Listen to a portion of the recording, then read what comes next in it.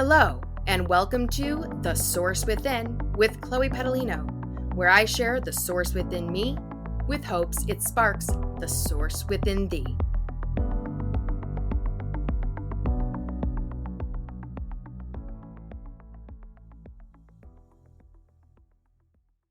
Hello, and welcome to The Source Within with Chloe Pedalino. That is me. We are going to be talking today about the source, also known as AKA God, or what we generally refer to as God, and the story of creation.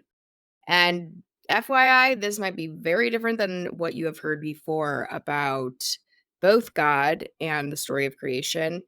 It's kind of difficult to talk about one without the other. That is why I'm starting out with a podcast that is introducing both of these topics to discuss.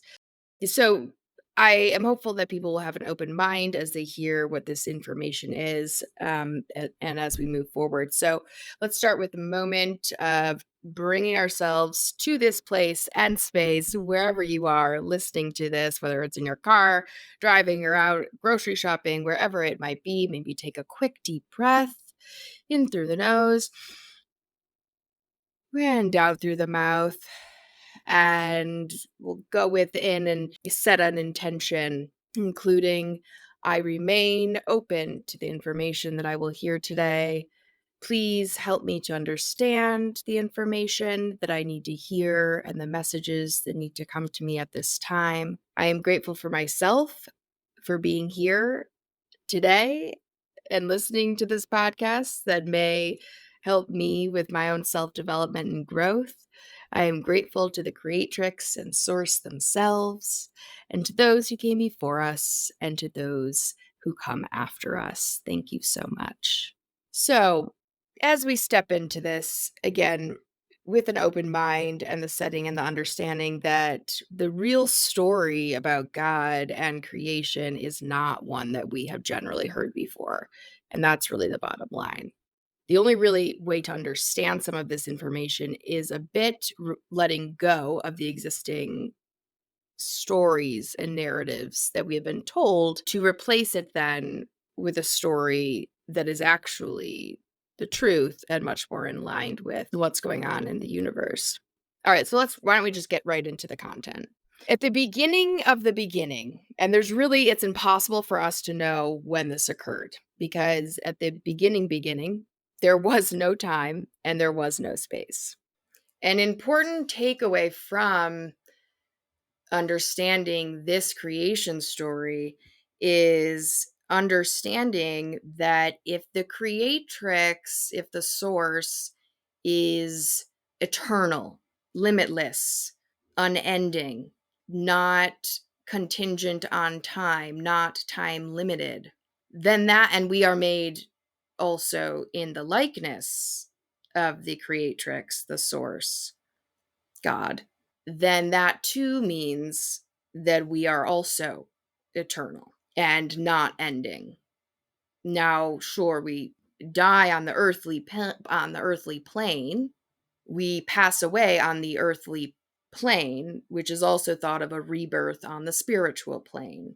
But to say basically that our spirit is never ending and is eternal, and that aspect of us is eternal, just as God is. And we'll continue to talk about what that actually means and how that relates to, okay, we don't just have one earthly life. In fact, we have many of them, many of them. So we will talk more about that and what that looks like and how that plays out in our existences at different points throughout this podcast. Now, numbers are really important to understanding spirituality and understanding our creation. Studying numbers is called numerology. And so as we learn the story of creation, listen closely to the numbers and to their meanings. And over time and throughout this podcast, certainly we will be talking a lot about numbers and what their underlying meanings are and what we can extract and understand from numbers. It all started with the one. Now, the number one is represented by or known as the male principle. We can think of it as the yang. It is the purpose. It is the thought. It is the masculine component here. And the one is the thought itself. So the initial, what is called I am, the one, had to have the first idea, mission, desire. Desire as a one is associated with ones, it's associated with beginnings. So the one had to have the thought, the desire, and then speak of what can I become? Who and what can I become? And it is that point when the I am, the God, the Logos, the one asked, what can I become? That in doing so, in having that thought and then speaking that thought, the word then, it created this vibration that then created essentially the rest of the universe. So you have the one started in and of itself, and the one had the thought of what could I become, and then spoke the word. Now the word, and this is quoted, this is also in the Bible by John. It says, in the beginning was the word, and the word was with God, and the word was God. The same was in the beginning with God. And word means this intelligent vibration.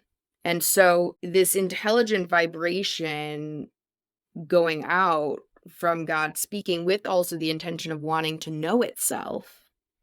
God had to, whatever this supreme cosmic intelligence is, had the desire to know itself at one point in time. And when it did so, it then separated through that vibration of thought and speech, the word, that cosmic vibration went out there and created then this two. Now we can think about it as proton being positive associated with masculine, male, and a sense of purpose.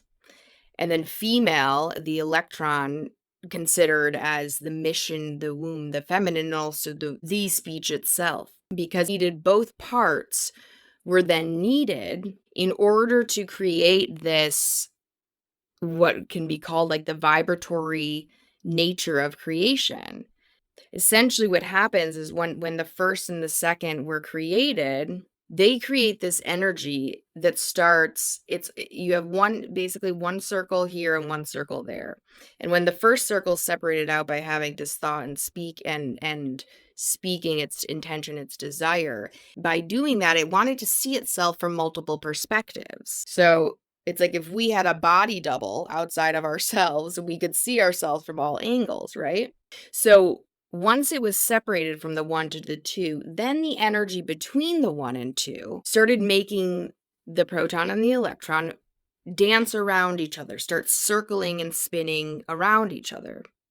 And when one moves, the other one has to move. So that means everything is constantly in motion. And by this constant motion, this is what creates a network of energy. And this is from a book, The Yoga of Jesus. I'll put it in the show notes.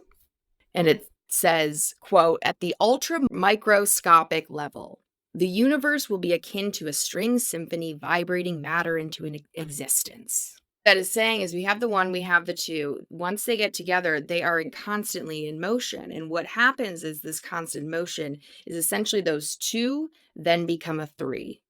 Once it becomes a three, then it just keeps on going. Then the concentric circles are just keep made over and over and over and over and over again.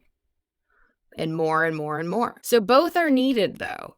Both are needed to actually create. So there could be just the thought and not the word necessarily. But that's not going to lead to creation. Both aspects, both of the feminine and the masculine aspects are needed energetically as well in order to create.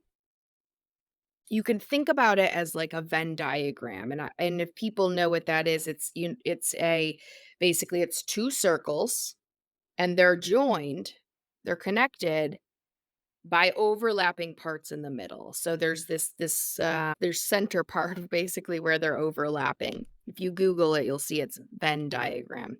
It's these two circles overlapping. The part in the middle of those two circles now is the seed, okay? So again, you have a proton, where you have the positive, which could be conceptualized a bit as like a proton. Also, which is a purpose, it is the thought. It is also the masculine. Then you have the other circle, sphere shape, and that is a negative, and that is the mission, the womb, the way that the thought actually becomes something. And so you have now these two ones, and they overlap, and in the middle is the seed. And while we can think about this is then we basically have these two parent, we can think about it as two parent figures, a masculine and a feminine, and the combination of the two creates the seed. It creates another separate being from the two coming together. Literally all creation, every being, all existence in all time and space has been created and comes from that initial positive and negative energy from the very first start of everything, that the first time that those two split apart and became three, a trinity. So once that third was created, that triggered the universe. The gods thought, and then the will of the universe to want to like know itself, to want to see what it could experience, what it could develop, what it could create, and wanted to understand itself through evolution.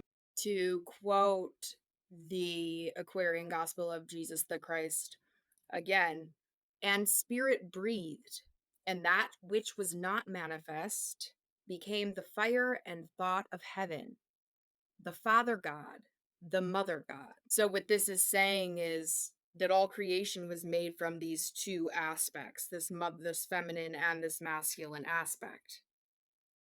That is what created everything since that time. And so once we got to the three, everything just keeps on going. At that point in time, everything is just expanding, and another circle straight, another circle, and they just keep getting bigger and bigger and bigger, and it just keeps going, going, going, going, going. The energies keep on going into different spheres, into different shapes. And so the first souls and what they were creating by each of these were our souls through spirit, which is God. So spirit creates these souls.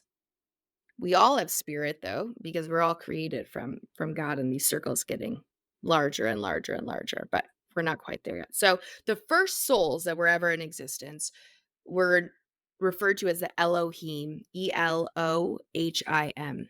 To quote the Aquarian Gospel of Jesus the Christ, the one became the two became the three evolved the seven, which filled the universe with manifests. And when the trine God breathed forth, lo, seven spirits stood before the throne. These were the Elohim, creative spirits of the universe. Now, before I get back to more of the science-y talk about creation, essentially, to go back a second, they're talking about this God had breath. So God had the thought, and then he spoke. And then by having the one become the two, then it became the three. And the three, from the beginning, the first beings that were the largest and greatest beings were these Elohim. Then what the Elohim then created were actually archangels, and the archangels created the angels, and then it keeps going down from there. There is, evidence of the notion of these godlike enormous beings called the Elohim. So they were the largest creations, the largest beings that were very initially created in the universe.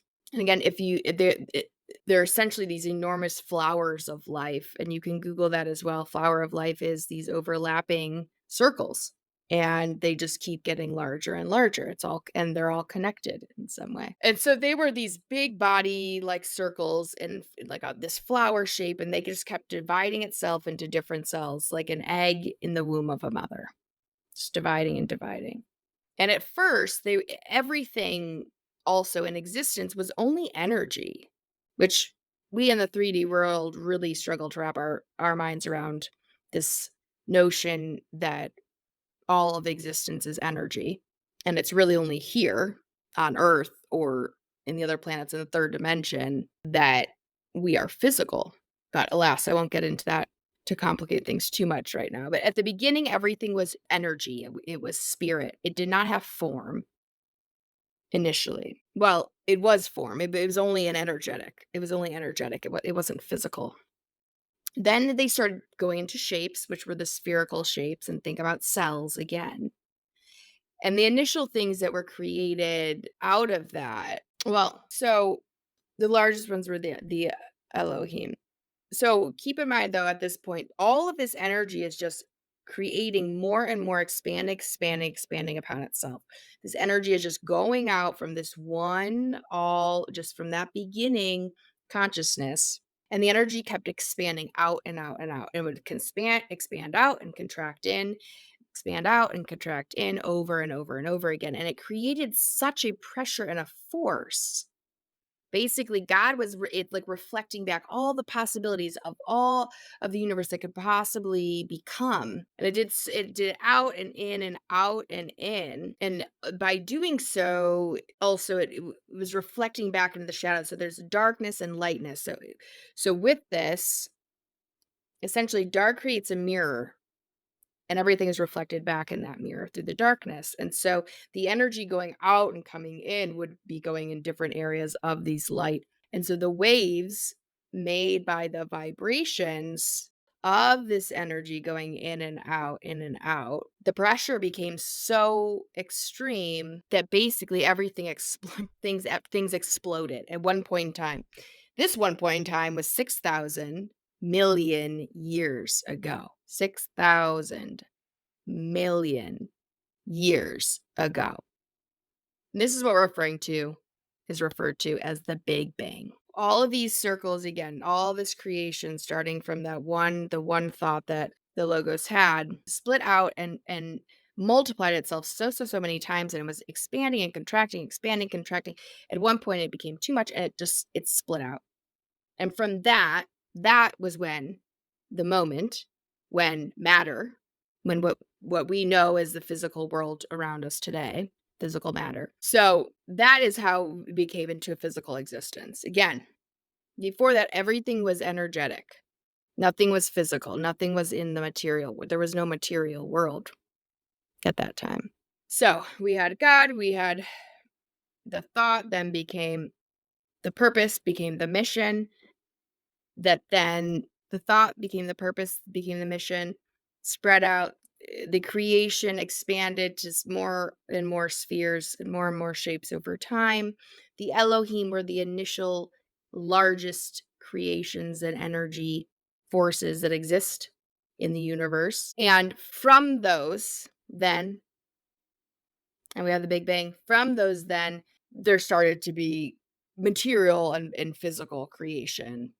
And so the initial forms of any existence of soul and of souls were these sphere shapes and were spiral shapes. And so the planets, the stars, when we look at, like, those are all spheres. Those are indicative of being some of the earliest things that were created ever. So spheres, round shapes like that were representative of the most early creations. And again, the Elohim were those initial creators, and they created those. The Elohim were also responsible for creating the four elements: earth, water, fire, gas, air. And it was from creating those four elements that the Elohim then were responsible for creating different races, different species, and then, different realities within our third dimension. So that's essentially the story of creation. Now, it doesn't bring us to modern day yet, which I'll cover in other episodes, but that's really the initial story of creation. And so to really back up and to really understand this, we'll go back to this notion this notion about the initial consciousness having thought. What this also means is that everything is in existence of the all, or God's mind's eye. We'll discuss this a little bit more. This is also known the principle of mentalism, principle of unity. We're talking about universal principles. And when they're it's been said that we're all connected, everything is connected, etc. Well, it's true. The reason we're all connected, it's not necessarily like a hunky dory, like, oh yeah, ring around the rosy, link hands, hold hands kind of thing. We're all together in this, which is lovely. Though that's not really what it's referring to. What it's referring to of this unity and this idea that we're all connected is, one, that we all are connected because we all only exist in the eye, the mind's eye, the mind of God, of the source. Had the source not had that thought, had there not been a thought of what I could become, we would not be in existence. We are a hologram. We are like a reflection. We're a hologram of a reality that God created. And we're basically a projection of God's consciousness. Everything exists only because God thought at one point in time, what could I become? Everyone, all of us, the whole planet, the universe, everything. The stars, the planets, our galaxy, other galaxies. We only exist really in this creatrix being's, the source's mind. Now, what's also important with that to reckon with, that's a big one to even sit with. To even sit with the fact that we are holograms, it's a very weird thing because we don't, you look at your hands and we seem like we're really real. It seems like, what do you mean I'm a hologram? I think about like a hologram being fake, but that's just because our current existence is in a three-dimensional world, which attunes us to only thinking that what we can see or what we can feel physically is real, when in fact that is very, very far from the truth. In fact, it's very far from the truth. We in the 3D only live, if we abide by this notion that only what we see is what is real, then we're missing. There's a plethora of existence out there that we are not able to see with our eyes. We are only a fraction of the existence of beings and souls that are in the universe. And in fact, our soul and our spirit are not physical. How we are on Earth is essentially our everything is made of matter. Certainly, we are not vibrating at the frequencies as those more enlightened beings are. They're functioning in a higher frequency wave. We on Earth are focusing on a lower frequency wave. So, getting back on track here, we are merely a projection, a hologram projection, and we all exist in the mind of the creator. That's one thing. The other piece is that God is masculine and feminine, the positive and the negative. And I don't mean this like in positive and good and negative and bad, because that's where we get tripped up in our duality way of thinking. So there's no value assigned to it. It is simply that there is a positive aspect. If we want to think about it in science terms, it's probably the easiest way we can conceptualize this notion of positive and negative not having a value attributed to it, meaning one's not associated with being good and one's not associated with being bad. But without the thought and then the subsequent mission or reception of that thought by the negative, there wouldn't be a birth, there wouldn't be a creation of anything. So the one and the two are necessary in order to create the three. And so in that and of itself, there's a requirement of having masculine and feminine. So God themselves is both masculine and feminine. They could not have created existence without the both masculine and feminine. Also, we could think about it like alpha and omega, right? That's another way to think about it. So both were needed. Now, so we understand now that God is made of both masculine and feminine. We also understand that we are literally made from God, the source, all. We are made from, in fact, we only exist because of the all. But then on top of that, we are made from the all. Remember, the Elohim, the initial beings, our cells, they split, these enormous beings that we can't really even fathom the size of them. They split off into smaller and smaller and smaller pieces. So we can think about us, we are like a cell. We are like the size of a tiny, tiny cell. You know how we have billions of cells within us? Well, we are just one little cell of one of those enormous Elohim beings that has billions and billions of cells. We, each one of us, are one cell from that Elohim. The Elohim came from the initial logos thought, and the Sophia. Sophia is really the other name for the cosmic mother. So we have the logos, the cosmic itself, and then we have Sophia, the cosmic mother. Another way to think about it. We have the alpha, and then we have the omega, which would be the Sophia. Also known as the sky or the sun, could be the masculine aspect of God, visioned as God, and the feminine, Gaia, the earth, being the feminine associated aspect of God. Both needed, right? If we have seeds, let's say we have a tree on earth, there's a seed that goes into the ground. We could say that the rains come down and feed, and feed and nurture the seed, and the soil, the womb, is where the plant grows from. So we could see the earth as a mother, the womb, and we can see the other aspect as having the initial thought and initial putting the seed in the ground and then watering a long time. But again, both are needed. Now, so we have both masculine and feminine with God. We now understand that really all existence is hologram.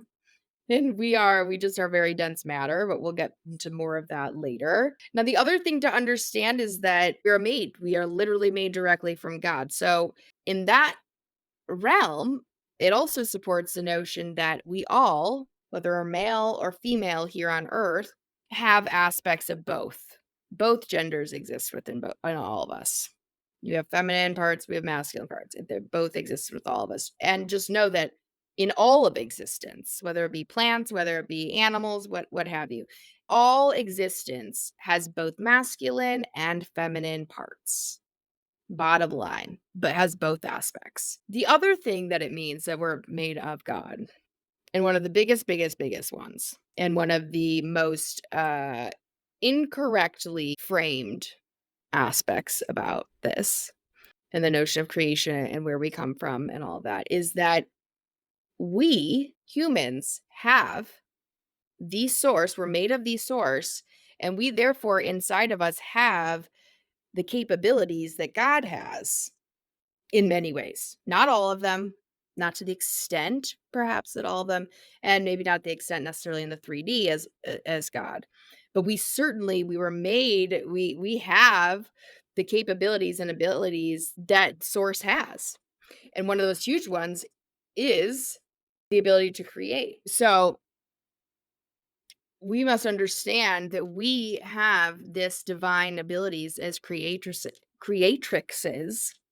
in our own lives, and even more than that, because we are made from the source, and we also exist within the universe that the source created. So the laws that apply, especially the universal principles, those apply to everyone, no matter what frequency you're living on, or what dimension, or how you feel about them. It doesn't really matter.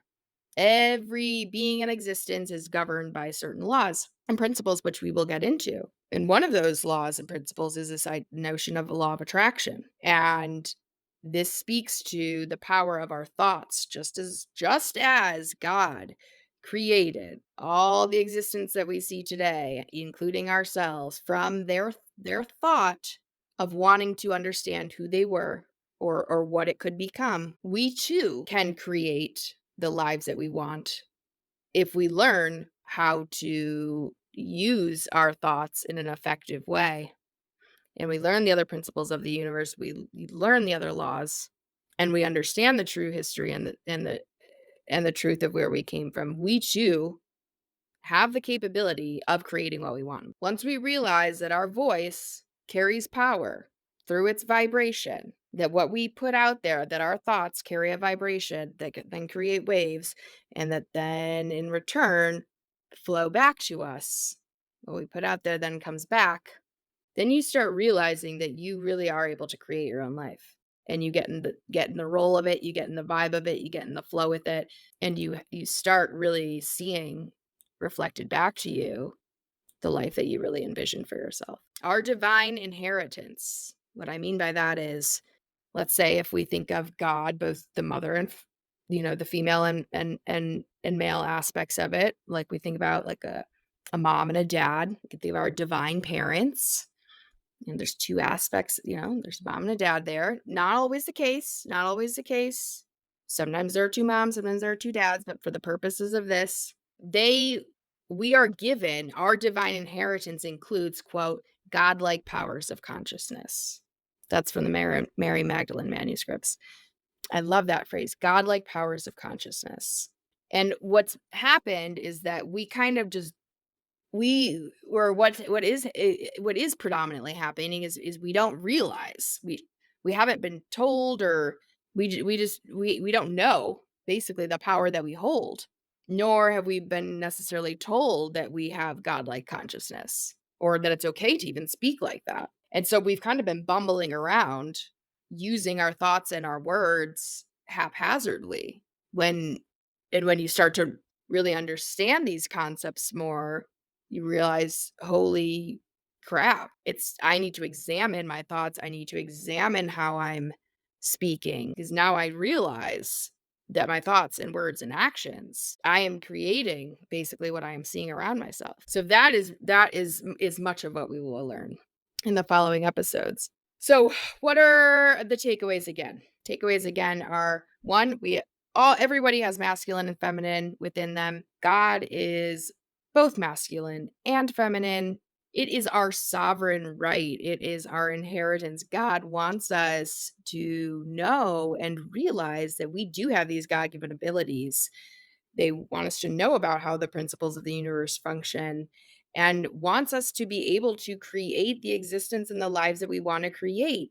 And mind you, God created us to understand what themselves could be. By creating me, by creating you, God is fulfilling, it's living out the existence that it wanted to have. We'll get into this later, but it is through the other person, it's through the other, it is also through relationships that we experience and we learn ourselves more. We learn more about ourselves.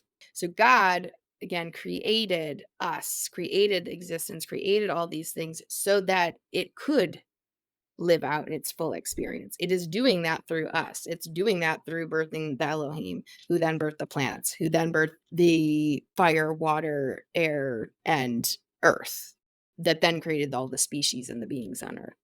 God is fulfilling what it wanted to do when it first had that thought of what I could become. You are part of that. You are part of what God could become. And God wants you to access your abilities and your capabilities. Absolutely. God is not punishing. God wants well for everyone and everything. The ascension and well-being of one relates to the ascension and well-being of all. Now, what God also wants you to know, which is, we already said this, but I'm going to say it again, is that we are created of God. That means we have God within us. That means we have spirit within us. Because in order for that to happen, that to have happened, for the Big Bang, all of this to occur, each one of us has spirit. We all have those cells that were created from the Elohim, from God. That's all inside all of us. And you can connect. In fact, God wants you to connect with yourself and to know that you have God within yourself. So if you're wanting to know God more, part of that journey is by going within to know yourself better and to get to know your God self better. So we also often think of like, oh, I need to go outside. It's an external thing. Like I need to go outside, or I need to go to church, or I need to talk to this person will connect me to God, or we blame the external circumstances for why our life is the way it is right now. We blame this person, or we blame the time of year, or we blame whatever it can be, rather than realizing and recognizing that no, it's actually within us. We are the creators of our external environment. And it is by going within, by connecting to our source, by connecting to the source that is within us, and tapping into our creatrix abilities, that is how we realize our full potential. And in doing so, essentially, how God is realizing their initial desire to know themselves or to know what they could become. I certainly hope this helps you along your journey. Again, lots of new information and a lot to wrap your head around and a lot to digest. And so take your time with that. It certainly took me a while and some time to realize that, oh my goodness, everything around us is a hologram. Whoa, whoa, whoa. And there's this one creatrix, one God out there, oh my gosh, who had this thought, created this most magnificent, expansive, never ending existence. And then further chewing on the fact that those similar abilities are then within me. That was very powerful when I recognized that. And not only and powerful and also a lot to internalize. This idea that we create with everything going on around us, like that is a big thing to swallow. That's a big pill to swallow. And this is not the only discussion that we'll have about that aspect. That's certainly something that I will talk about again because it is a really huge paradigm shift to realize the extent to which we create our own realities. And so that will be revisited. This is just a little spark there to start thinking in that way, but that is just kind of a glimpse of where we are. So, thanks so much for listening everybody. I look forward to being back and seeing you next week. And as always, I share the source within me, hoping that it sparks the source within thee. Have a good day, y'all.